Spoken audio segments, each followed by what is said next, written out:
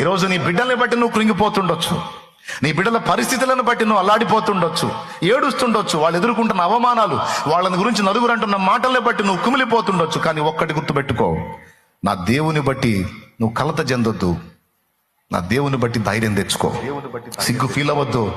నా దేవుడు నీ బిడ్డల విషయంలో చేసే అద్భుతమైన కార్యాలు తొందరలో చూడబోతున్నావు. భవిష్యత్తులో చాలా తొందరలో చూడబోతున్నావు. చేస్తాడు. ఆ అవమానాలు నీ పిల్లల హృదయాలను నల్లగొట్టాలి, ఆ అవమానాలు నీ పిల్లల హృదయాలను మెత్తన చేయాలి, ఆ అవమానాలు నీ పిల్లల్ని దీనుల్ని చేయాలి, ఆ హేళనలన్నీ నీ పిల్లల్ని విరిగి నలిగిన అనుభవంలోనికి తీసుకొని రావాలి. రాని దేవుణ్ణి చేయని ఒక్కటే, ఏంటి నీ బిడ్డల పరిస్థితి ఏంటంటే, నా దేవుణ్ణి నేను ఎరుగుతున్నాను చెప్పు. రెండో సుత్తి ఏం చెప్పొద్దు, నా ప్రభు నాకు తెలుసు, ఆయన ఏందో నాకు తెలుసు, నా దేవుడు నాకు తెలుసు.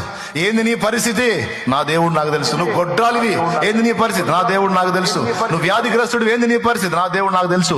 కేసుల పాలయ్యావు, ఏంది నీ బతుకు? నా దేవుడు నాకు తెలుసు. అప్పుల పాలయ్యావు, ఏంది నీ బతుకు? నా దేవుడు నాకు తెలుసు. నేను ఆయన ఎరుగుదును.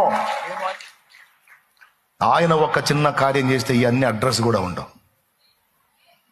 చేస్తాడు. నేను ఆయన మీద విశ్వాసం ఉంచా, సిగ్గుపరచడు.